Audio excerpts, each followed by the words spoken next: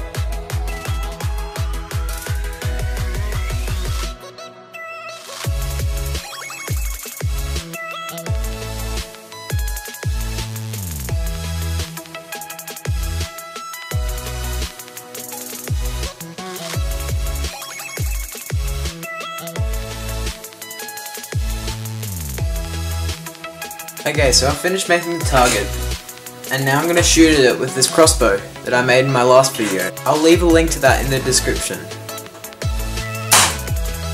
So as you can see, the target worked quite well, the bolt passed right through it, and I hope you enjoyed this video, and I'll see you next time.